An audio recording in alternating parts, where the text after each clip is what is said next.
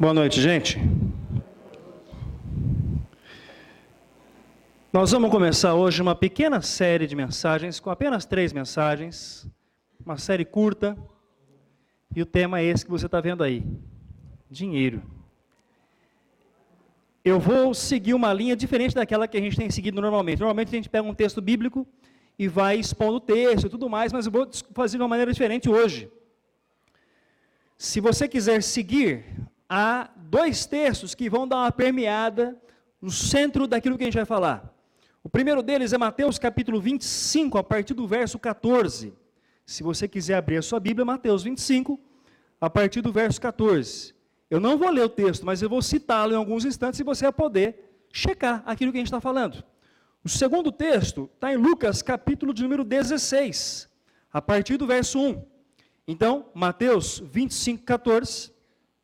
E aí depois, Lucas 16, a partir do verso 1. Vamos lá. Quando a gente fala que o tema é dinheiro, especialmente aqueles que estão assim, visitando, ou então estão pela primeira vez, já pensam assim: toda igreja é rica. Todo pastor nada de braçada. Todo pastor tem carro muito bom. E olha, se o tema é esse, você pode esperar, porque no final esse cara vai dar um jeito de pedir alguma coisa. Não é assim que as pessoas normalmente pensam? Não é simples. Essa nossa vida não é simples. Mas independente dos fatos, eu vou já elaborar para você o que a gente vai dizer aqui. Hoje nós vamos falar sobre o desafio de administrarmos bem os recursos que estão às nossas mãos. Domingo que vem quero falar com você sobre viver de forma generosa. E depois no terceiro domingo, aí nós vamos falar então sobre contribuição, o que ouvimos há pouco aqui, uma forma de adoração. Posto isso, hoje nós vamos falar então sobre o desafio de administrarmos bem. E eu começo perguntando para você o seguinte: você administra bem o dinheiro que está nas suas mãos? Note que eu não disse o seu dinheiro. Eu disse o dinheiro que está nas suas mãos é bem administrado por você? Eu me divirto demais com algumas coisas. E uma das coisas que me trouxe diversão um tempo atrás foi esse filme, Até que a Sorte Nos Separe. Se você não viu, a história é a seguinte: o personagem principal, ele é um personal trainer, ele é um professor de educação física e tal, e aí um dia ele chega em casa, a mulher dele tem um bilhete de loteria, de Mega Sena, algo do tipo, e enquanto ele está tomando banho, está aparecendo lá o sorteio, e de repente ela vai conferindo os números, e eles ganharam 100 milhões de reais. O que é uma fábula. Uma fábula. 100 milhões de reais? Quanta coisa que você faria com 100 milhões de reais? Já parou para pensar? Resolveria muitos dos nossos problemas, certo? Eu não estou sugerindo para você jogar na Mega Sena, não é isso. Eu estou só pedindo para você pensar em quanta coisa 100 milhões de reais resolveria na nossa vida. Pois é, ele ganha 100 milhões. Hipoteticamente, 100 milhões, vou usar uma expressão aqui que talvez não exista. 100 milhões é um valor ingastável. Ou seja, não tem como você gastar isso, teoricamente. Mas o personagem principal do filme consegue gastar. E eu quero mostrar para você um trechinho do filme que diz como é que ele gasta o seu dinheiro. Então, eu vou pedir para os meninos soltarem lá para nós esse trechinho que mostra para nós como foi que o personagem principal do filme gastou 100 milhões de reais. Seria a joia, talvez, apagar essas luzes centrais, acho que ajudaria o pessoal que está em cima, especialmente.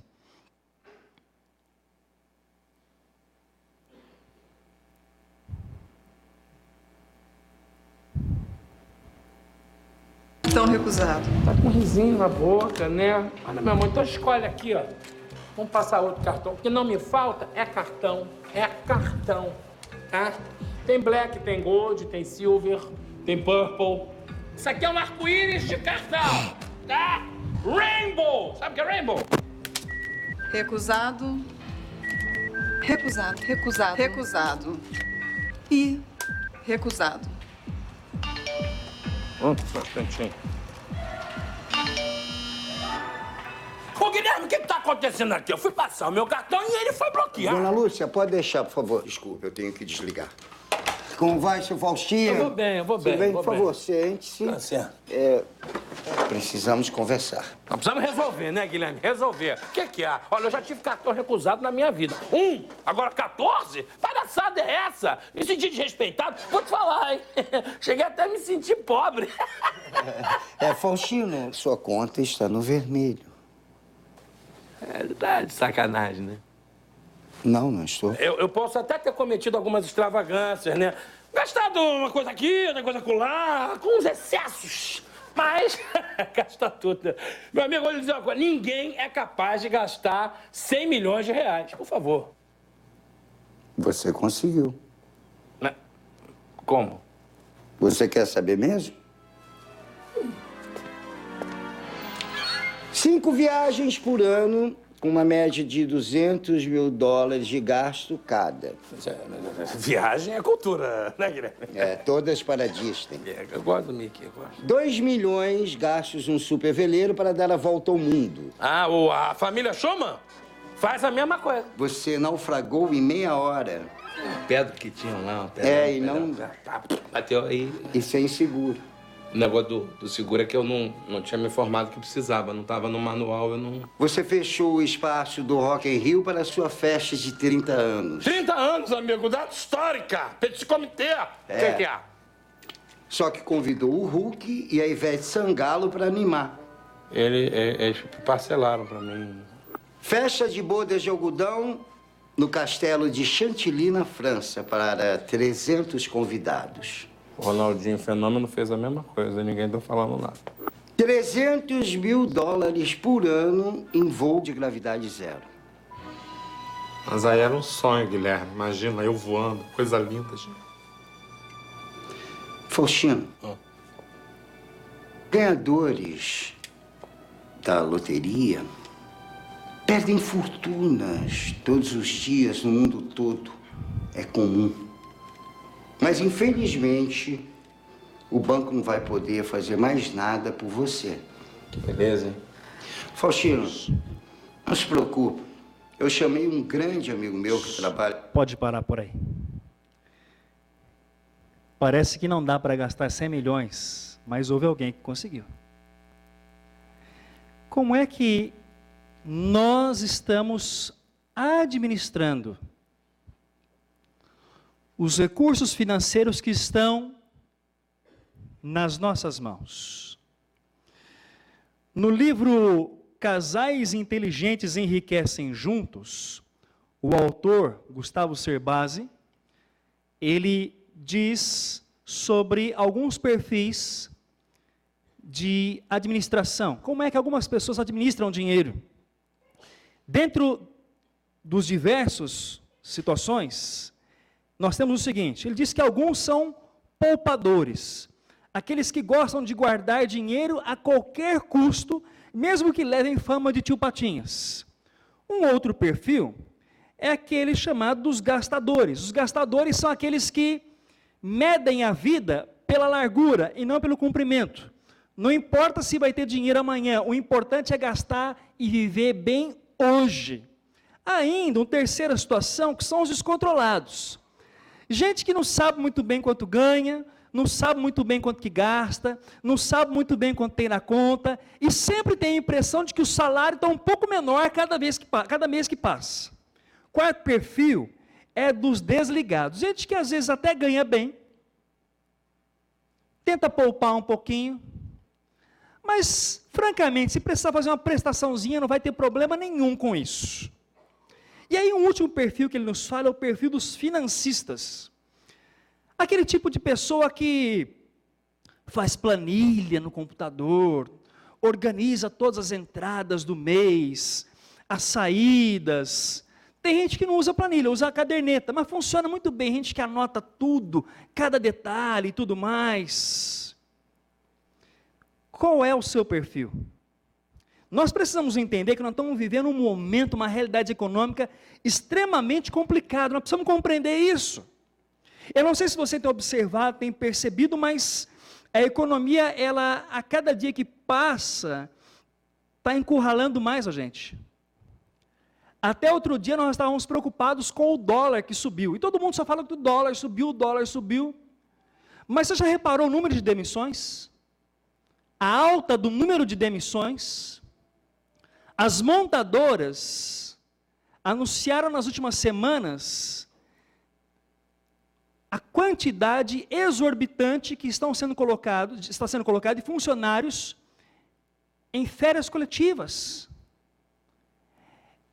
E não se engane, férias coletivas é apenas um tempo para a empresa pensar o que ela vai fazer. Porque não vale a pena demitir de imediato. Se ela precisar contratar de novo, fica mais caro. Então, férias coletivas significa sinal amarelo, fique atento. E, ao mesmo tempo em que essa crise está estabelecida, a cabeça dos brasileiros, por outro lado, está totalmente confusa. Uma pesquisa mostrada esta semana pelo Serasa trouxe alguns resultados assim. 56 milhões e meio de brasileiros estão com o nome sujo.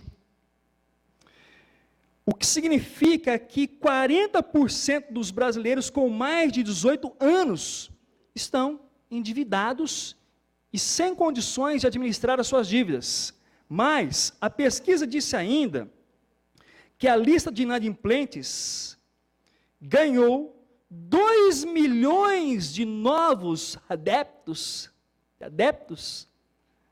só este ano. Piora um pouquinho quando a gente olha a realidade dos bancos, porque os bancos estão dizendo que as dívidas em atraso em janeiro correspondiam a 2,4% dos então inadimplentes. Esse número aumentou para 10,1% no mês de maio. Mas por que os brasileiros estão ficando tão endividados? No meio dessa crise toda, por que está todo mundo tão enrolado, ou tanta gente enrolada? A mesma pesquisa responde. Ela diz o seguinte: o problema é que, segundo a própria pesquisa, 4 a cada 10 entrevistados têm mais de um cartão de crédito. Só para pensar, quantos cartões de crédito você tem? Segundo dado importante, não responde não. Segundo dado importante, 34% dos entrevistados não sabem o seu limite de crédito. Devo ter lá uns 10 mil reais de limite de crédito, mas quem é que gasta 10 mil reais? Ninguém gasta 10 mil reais. É verdade, mas as coisas vão piorando, porque na realidade, 96% dos entrevistados não sabem a taxa de juros desse tipo de crédito. E aí queria que você prestasse atenção nisso. Porque se você não sabe, a taxa de juros do cartão de crédito ao ano está em 304%. Qualquer pequena dívida de R$500 torna-se uma bola de neve com a qual você conviverá toda a sua vida. Os dois maiores vilões da economia da casa são cartão de crédito e cheque especial. A pesquisa não para por aí, porque, segundo ela, tornou-se comum as pessoas fazerem compras, quaisquer compras, e atrasarem logo já a primeira parcela. Inclusive, a pesquisa está nos dizendo que há muita gente que já está conformada em atrasar pagamento de água e luz. O básico. Então veja, nós temos uma tremenda crise econômica, de um lado, e do outro, um punhado de gente que está com problema até a cabeça e não sabe como lidar com isso. Como é que nós estamos administrando o nosso dinheiro? É bom que a gente saiba e compreenda que dinheiro é assunto extremamente sério na Bíblia. Não sério, do jeito que você tem visto na TV. Aquilo não é sério. Mas na Bíblia, a administração, ou a maneira como nós lidamos com os nossos recursos financeiros, é algo tremendamente sério. No Novo Testamento, por exemplo, dinheiro é um dos temas mais enfatizados por Jesus. Jesus fala acerca de vários temas, mas sobre dinheiro, Jesus gasta um tempo altamente significativo para nos falar da nossa relação para com Ele. Em especial, Jesus citou 2 textos, os quais eu quero compartilhar com você, acerca do dinheiro. O primeiro deles, ele não fala diretamente e propriamente sobre, mas a gente pode absorver algo essencial daqui. Há uma parábola em Mateus capítulo 25, a partir do verso 14, chamada de parábola dos talentos. Nessa história, Jesus nos diz que um homem, dono de propriedades, um senhor, estava saindo de viagem. O tal homem chamou 3 dos seus funcionários e disse assim: olha, eu vou deixar os meus talentos, algo como que em espécie ou em recursos materiais, para que vocês cuidem. O primeiro, diz Mateus 25, ele entregou 5 talentos. Cuida bem. O segundo, ele entregou 2. Administra com cuidados. Mas para o terceiro foi fácil. Olha, eu vou deixar apenas 1 talento com você. Veja lá como vai administrar, hein? Coitadinho, ficou só com 1. Quando o Senhor saiu para viajar, o que recebeu 5, apanhou aqueles 5 talentos, aplicou, negociou e conseguiu levantar outros 5, ou seja, ele dobrou a quantidade que estava em suas mãos. O segundo também aplicou. E porque aplicou, conseguiu multiplicar de forma inteligente e passou a ter 4 talentos. Mas aquele coitadinho que ganhou só 1, optou por enterrar o talento.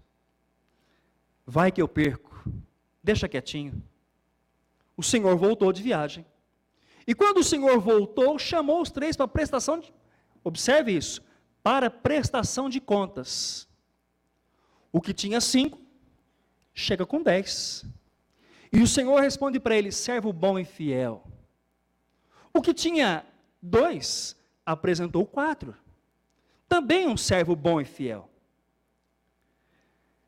Mas o que ficou com 1, o coitadinho, devolveu apenas aquele 1. E diante disso, o Senhor respondeu para ele o seguinte, lá nos versos 26 e 27. Servo mau e negligente, você sabia que eu colho onde não plantei e junto onde não semeei? Então você devia ter confiado o meu dinheiro aos banqueiros, para que quando eu voltasse, o recebesse de volta com juros. O que significa? Por que você não administrou bem me conhecendo? Você sabia a minha expectativa, por que administrou mal? Esta é a primeira vertente. Parábola dos talentos nos desafia a administrarmos bem. Mas há uma segunda parábola que está em Lucas 16. E essa parábola em Lucas 16, a partir do verso 1, costuma dar um nó na cabeça dos cristãos. Esta parábola parece que tem algo, e de fato tem, alguns princípios antiéticos. E quando a gente lê a parábola em Lucas 16, dá a impressão de que Jesus estava nos ensinando algo errado. Como é que Jesus consegue nos ensinar ou passar a nós algo antiético? Que história é essa? Bom, em Lucas 16, uma outra história, também havia um senhor, contado por Jesus.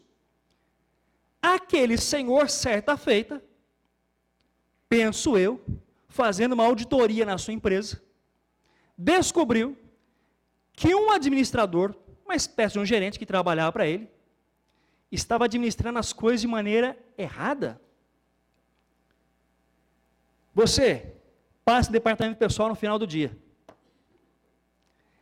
Mas aquele administrador astuto, sabendo que ainda lhe restava um pouquinho de tempo, pegou notas promissórias do seu senhor e começou a fazer contato para com os devedores, dizendo o seguinte: ei, você está devendo 100?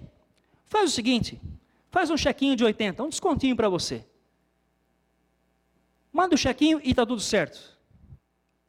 Faz contato com outro que devia 50. E disse para o outro, você está devendo 50? Ah, paga com 25, está tudo ok. Resolvido o seu problema. E fez isso ele diversas vezes. Algo naturalmente ilícito, antiético, um erro. Mas por que fez isto? A parábola nos diz que ele acabou fazendo amigos. Ou seja, quando então não tivesse mais o sustento daquele senhor, os amigos lhe deveriam favor e de alguma maneira ajudariam no seu sustento. Por isso Jesus diz lá no verso 9, usem a riqueza deste mundo ímpio para ganhar amigos. Aí você pensou nessa hora, espera aí, Jesus, que ética é essa daí? Fazer coisa errada para ganhar amigos? Então, você precisa pesar o lado certo da parábola.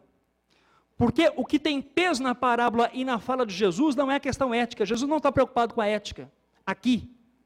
Jesus está preocupado em nos dizer que nós precisamos ser astutos e inteligentes na administração dos nossos recursos financeiros. Ou melhor, dos recursos financeiros que estão nas nossas mãos. Nós precisamos ser astutos, rápidos, inteligentes, ligados, para administrarmos os recursos que estão nas nossas mãos. Volte comigo para o texto. Usem a riqueza deste mundo ímpio para ganhar amigos, de forma que quando ela acabar, estes amigos os recebam nas moradas eternas. O fato é, quando você olha para Mateus 25 e Lucas 16, Jesus coloca diante de nós dois desafios. O primeiro, administrarmos bem. O segundo, com inteligência, com astúcia. Mas isso nos leva a uma outra pergunta. Porque como administrar com inteligência e astúcia, num tempo como esse, onde os juros do cartão de crédito está 304%, como é que você faz isso? Como é que você administra com bem e com astúcia? Com o dólar a 3, e não vou nem me atrever quanto, mas a 3 e um punhado. Como? Algumas diretrizes bíblicas para a gente pensar seriamente. Em tempos de crises como a que estamos enfrentando, algumas coisas devem ser consideradas. A primeira, aprenda a se contentar com aquilo que você tem. É isso aí. Nós precisamos aprender a nos contentarmos com aquilo que nós temos. Nós estamos vivendo uma era louca. As coisas avançam muito rápido. Você vai a uma loja e compra para o seu filho um notebook, para o seu filho estudar em casa, para ele acessar a internet, ter contato com a escola e fazer trabalhos. E aí o vendedor da loja, aquela que diz assim, quer pagar quanto? Eu não vou dizer o nome porque você já sabe. Quer pagar quanto? Aí ele fala assim para você, olha, você pode parcelar em 48 vezes. E você, com muito esforço, assume um carnê de 48 ligeiras prestações, só 4 anos, para pagar um computador. E o vendedor garante para você que aquele é o melhor computador. Quando você chega em casa, seu filho diz assim, xiii, esse computador já saiu de linha, já tem outro mais moderno. Esse computador não lê Blu-ray. Aí você fala, o que é? Não, esse computador não tem entrada HDMI. Alguns já ficaram perdidos já, né? Então, essa é a velocidade. Ou então você compra, e olha que eu estou falando de coisa que já é antiga, você compra um carro 2015, cheirinho de novo, mas daqui 60, 90 dias, as montadoras estão lançando o mesmo carro modelo 2016, e o seu carro já não vale mais nada. Esta é a velocidade das coisas, e porque as coisas são rápidas, parece que há em nós uma necessidade, um desejo de comprarmos, de buscarmos algo que vai atender uma necessidade, e tudo vai cessar. Porém, o Eclesiastes diz para nós o seguinte: melhor mesmo é contentar-se com o que os olhos veem, do que sonhar com o que se deseja. E ele conclui dizendo assim: isso também não faz sentido, é correr atrás do vento. Mantenha o foco na primeira parte. Melhor é contentar-se com aquilo que os olhos veem. Por que a gente nunca se satisfaz com aquilo que está na mão da gente?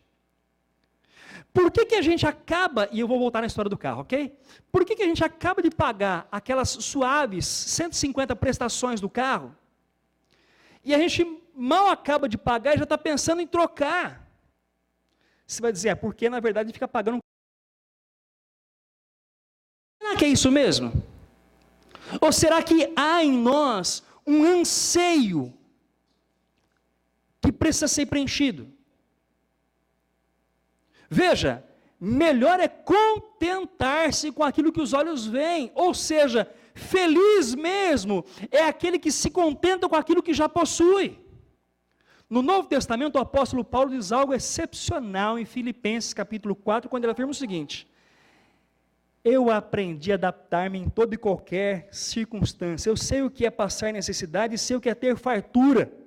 Queria que você lesse comigo a segunda parte agora. Aprendi o segredo de viver contente em toda e qualquer situação. Seja bem alimentado, seja com fome, tendo muito.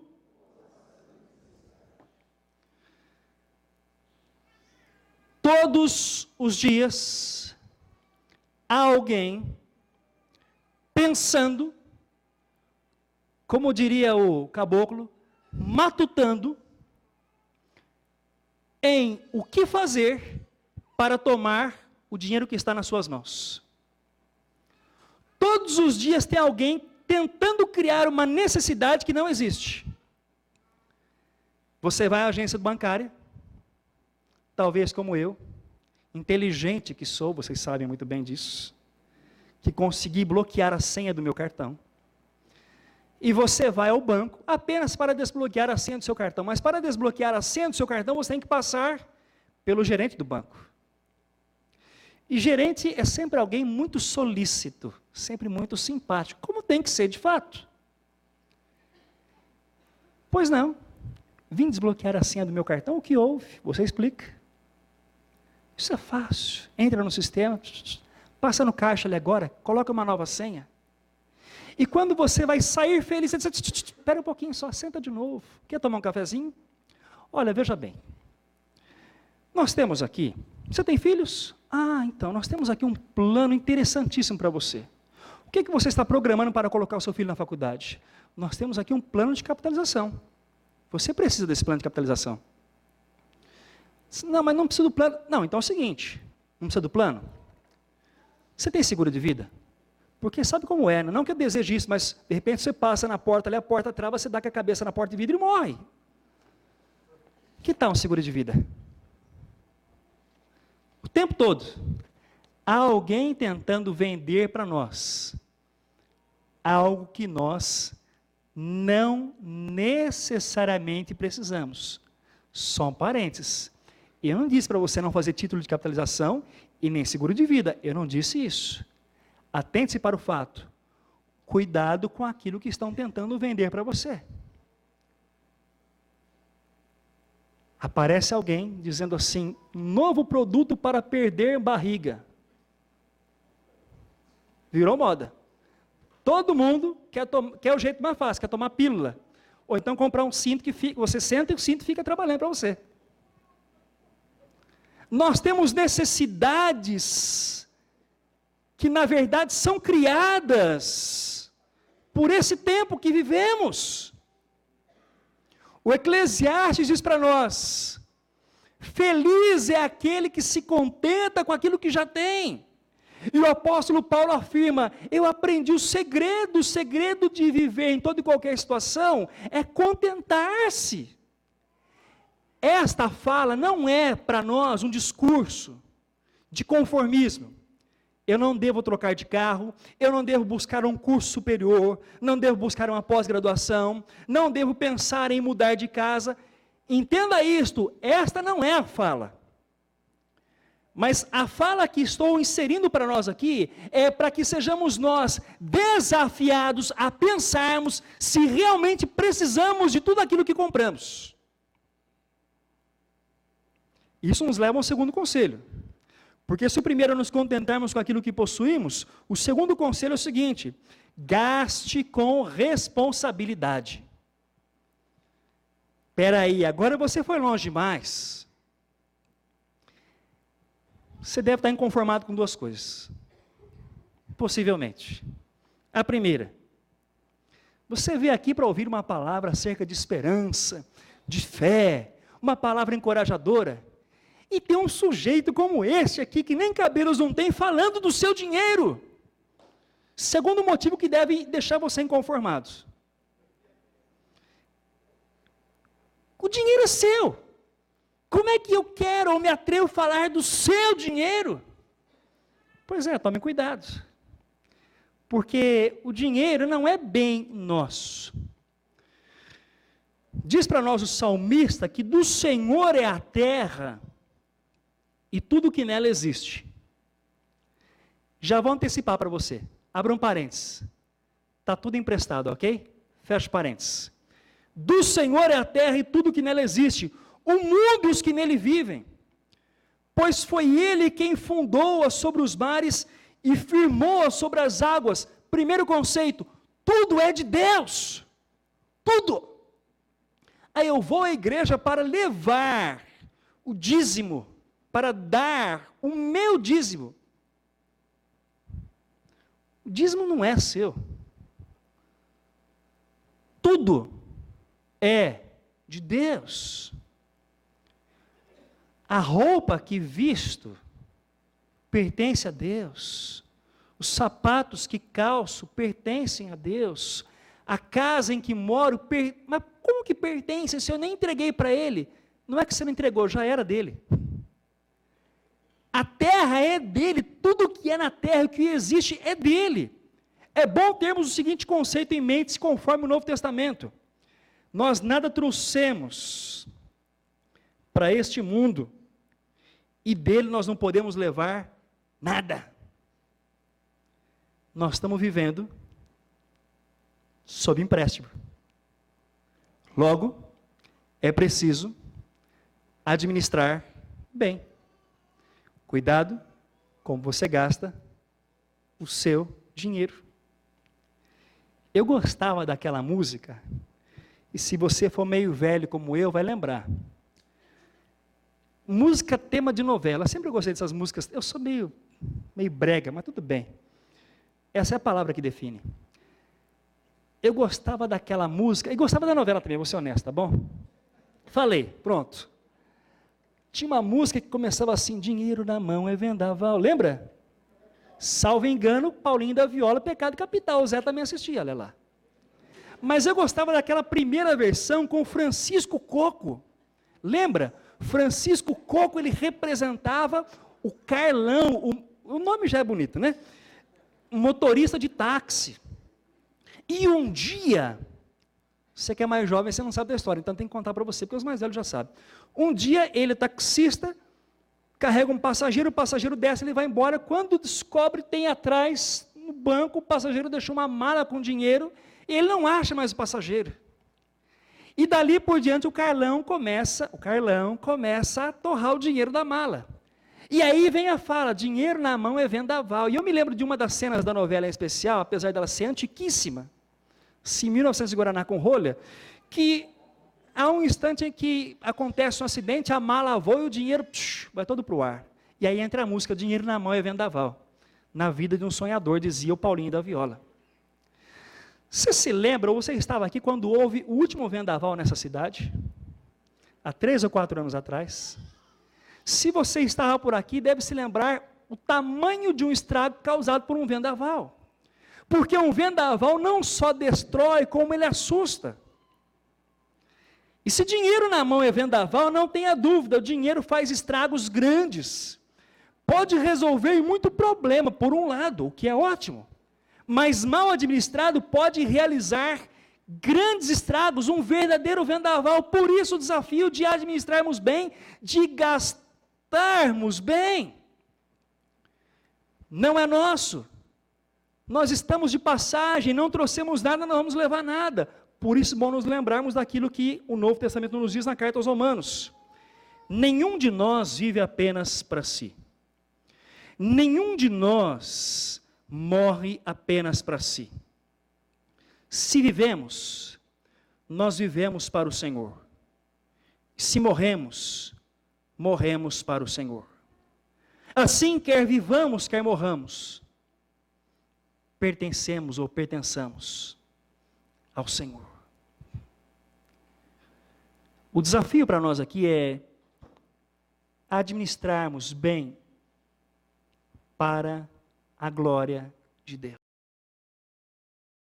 Não disse, não estou querendo dar indireta sobre dízimo e neoferta, mas estou diretamente falando em administrar bem para a glória de Deus. Tratar com o cuidado devido para a glória de Deus. Cuidar de cada centavo que está em minhas mãos para a glória de Deus. Gastar com análises prévias para a glória de Deus. Comprar para a glória de Deus. Talvez alugar para a glória de Deus. Observar cada centavo como algo dado e trazido por Deus. E administrar tudo como servo e não como Senhor. Veja bem como gasta. Mas volte no primeiro ponto. Não vá gastando. Aprenda a contentar-se com aquilo que você já possui. Isso nos leva a uma terceira questão. E a terceira é a seguinte: planeje a sua vida financeira. Será? Porque, vocês se lembram daquela fala de Provérbios? Provérbios diz assim para nós: o coração do homem pode fazer planos, mas a resposta certa vem de Deus. Então, será que a gente deve planejar? Bom, tem mais, no Novo Testamento, Tiago diz que o homem pode fazer planos, mas o Senhor realmente tem o domínio de todas as coisas. Nem sempre adianta o homem fazer planos. Então, será que devemos nós planejar?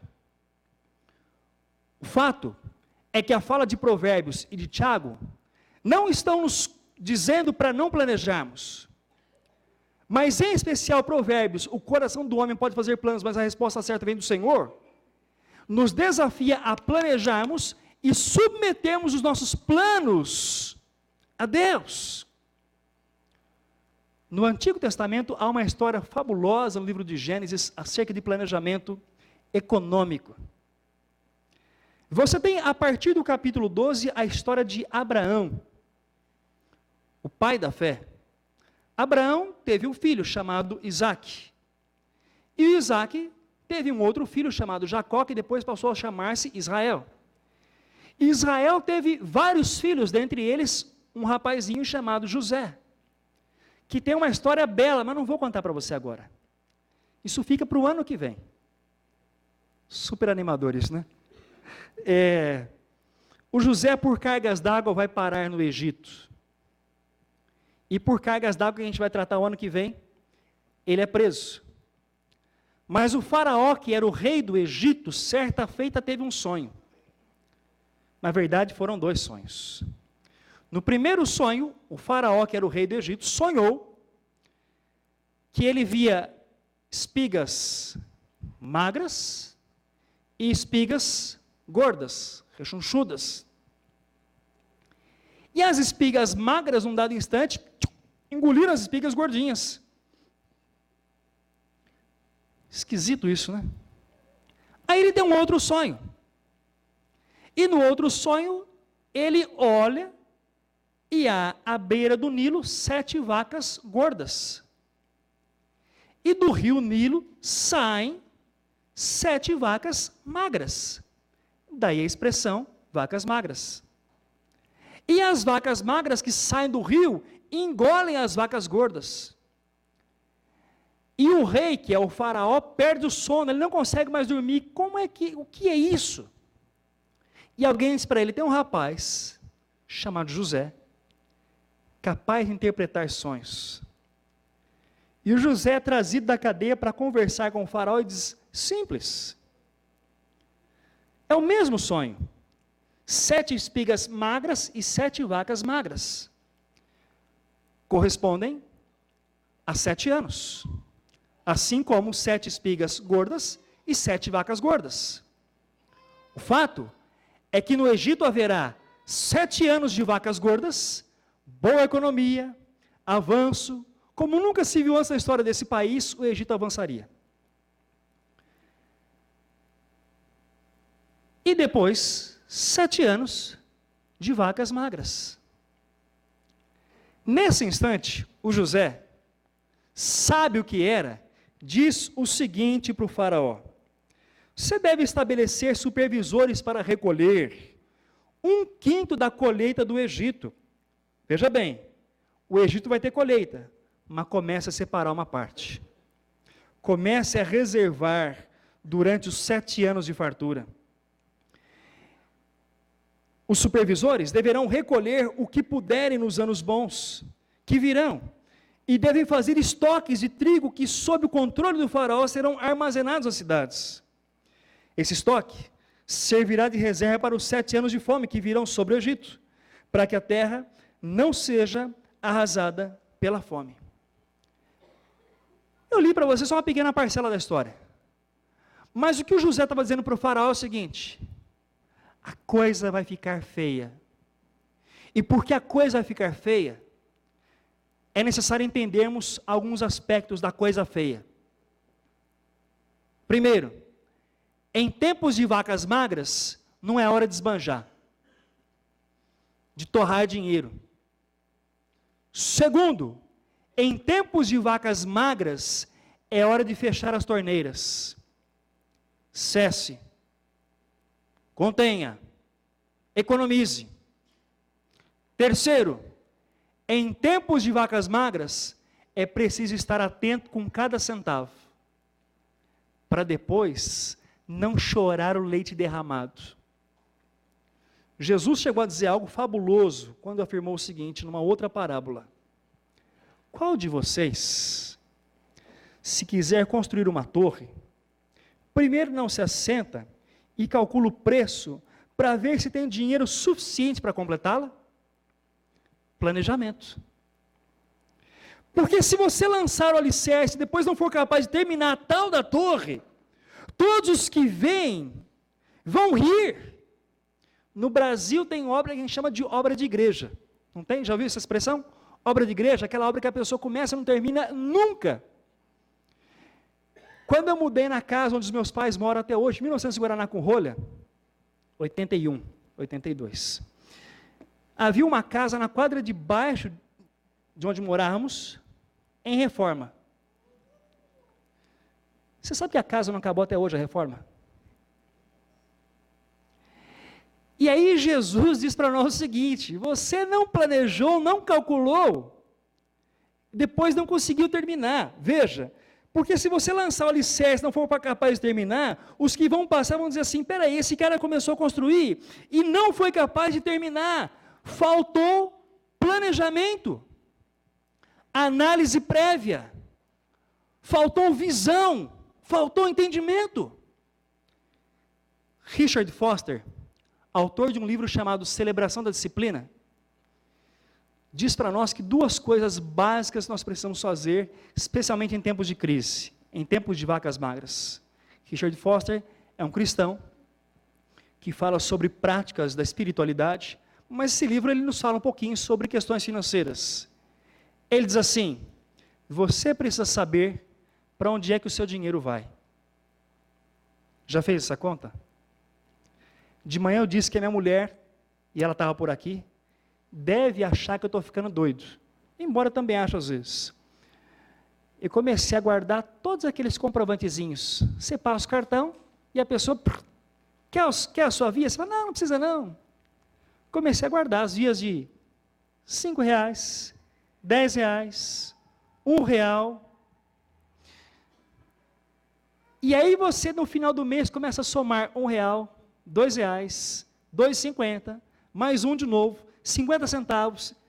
E quando você vê a lista desses pequenos valores, elas compõem um montante que a gente não imagina. Então o Foster diz para nós, você precisa saber para onde vai, ou seja, planeje. E segundo, faça orçamento. Defina, seja honesto com você mesmo. Vou gastar aqui e não vou gastar lá. Planeje. Por que planejar? Porque o recurso que está nas nossas mãos não é nosso. Ao Senhor pertence a terra, o mundo, os que nele habitam. Tudo que está nas nossas mãos é de Deus. Nós precisamos administrar bem. Não apenas isso, mas também planejar para administrarmos da melhor maneira possível, de forma astuta. Aí volto com você na pergunta inicial. Você está administrando bem? Espera aí, vamos mudar a pergunta. Nós estamos administrando bem os recursos financeiros que estão às nossas mãos? Como é que você está lidando com aquele cartãozinho que você carrega na carteira, que diz internacional? O pastor Billy Graham, um dos homens mais influentes nos Estados Unidos, vou arriscar, nos últimos 50 anos talvez. Estou certo, pastor Geraldo? Pastor Billy Graham, conselheiro de praticamente todos os presidentes americanos das últimas décadas, dá um conselho para nós. Eu quero fechar deixando esse conselho para mim e para você. Ele diz assim: se você mantém uma atitude correta diante do dinheiro, isso contribuirá para colocar em ordem praticamente todas as demais áreas da sua vida. O que o pastor Billy Graham, hoje já com seus 92, talvez ou 93 anos, está nos dizendo é: se você lida bem com o dinheiro, as outras áreas da sua vida você terá alguma facilidade de administrar e lidar. Mas se você está lidando mal, não tenha dúvidas, as outras áreas serão afetadas e você terá problema. Como é que você está lidando? Você está contente com aquilo que você possui? Está gastando com responsabilidade? Tem pensado em planejar?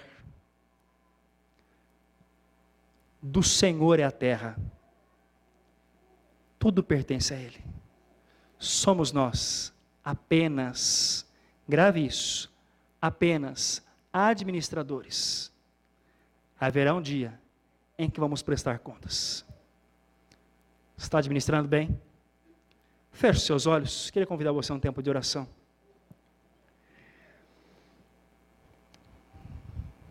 Pai, a gente busca nesta hora, Senhor, a Tua direção. Porque há em nós uma dificuldade constante de administrarmos da melhor maneira possível os recursos que o Senhor tem colocado às nossas mãos. Há momentos em que nós gastamos demais. Há momentos em que nós retemos como se fosse nosso. Nos apropriamos como se, de fato, o dinheiro que está em nossas mãos pertencesse a nós. Deus, nós nem sempre somos sensatos e sensíveis à Tua voz. Nós precisamos do Senhor, ó Pai Santo, para administrarmos bem, de forma inteligente, com astúcia, para a glória do Senhor. Dá sabedoria, ó Deus, a cada um de nós. Dá sabedoria a cada um de nós, independente do montante que está nas nossas mãos. independente daquilo que temos mês a mês para administrarmos. Dá a nós, ó Deus, bom senso, Pai Santo. Dá a nós sensibilidade, para que em tudo o que fizermos, em tudo o que administrarmos, façamos para a glória do nome do Senhor. Nós oramos em nome de Jesus. Amém, Senhor. Queria convidar você a ouvir uma música. Ela está baseada em Mateus, capítulo 6.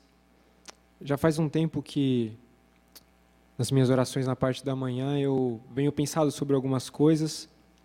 Tinha até compartilhado com alguns dos meus amigos que estão ali em cima. Sabe quando vem aquela convicção de gastei mais um dia de vida, estou mais perto do meu fim, minha data de validade está mais próxima hoje. E tem uma frase que diz que tempo é dinheiro, e realmente é, não volta atrás quando desperdiçado. E essa música fala um pouquinho sobre a nossa responsabilidade de se parecer mais com Deus, ao administrar bem o nosso tempo, os nossos recursos e a nossa vida, para abençoar outras pessoas. Sempre assim, em missão. Missão, responsabilidade. Essa música chama Teu Cuidado.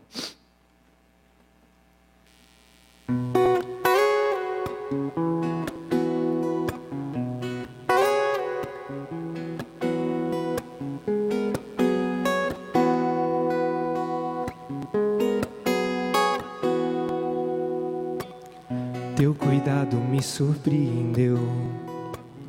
Cada passo que eu dei, você me protegeu. O tempo vem mostrando seu amor, me ensinando a sorrir na alegria ou na dor.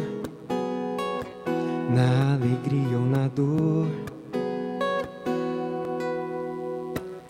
Minha vida está em tuas mãos, sonhos e desejos do meu coração.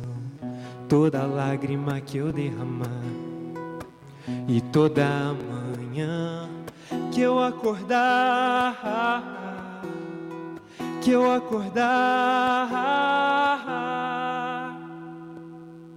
pois eu nem sequer poderei acrescentar um dia a mais no meu viver. E então, o que eu poderei fazer?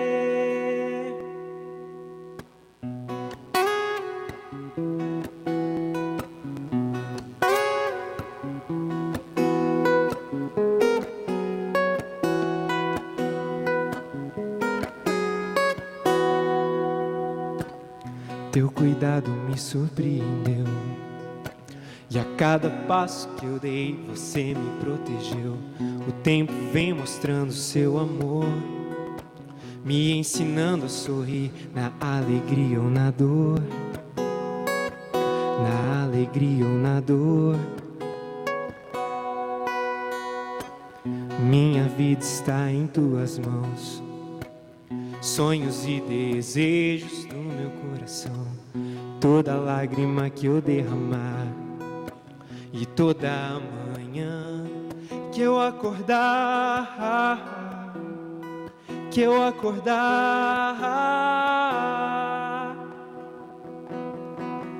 pois eu nem sequer poderei acrescentar um dia a mais no meu viver. E então, o que eu poderei fazer? Pois eu nem sequer poderei acrescentar um dia a mais no meu viver. E então, o que eu poderei fazer? Nada sou sem teu amor. Nada sou distante de ti. Nada sou distante de ti, Senhor. Criou o universo, criou tudo que existe, criou criou, criou o universo, criou tudo que existe, criou, criou. Os que esperam no Senhor voam como águias. Os que esperam no Senhor não se cansarão. Os que esperam no Senhor voam como águias. Os que esperam no Senhor não se cansarão.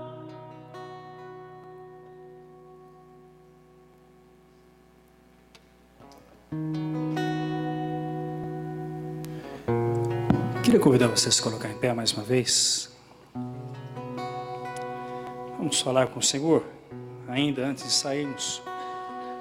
Ó Deus querido e bondoso, por favor, nos despede debaixo da Tua paz, ó Deus.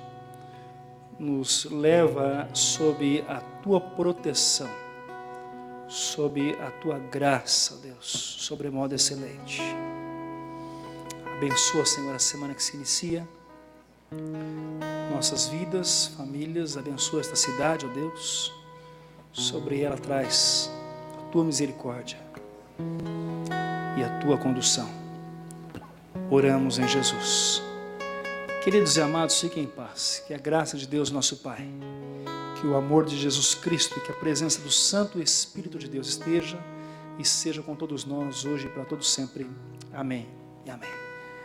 Dá um abraço quem está do seu lado. Desejo uma boa semana, que Deus nos abençoe, que o Senhor nos leve em paz.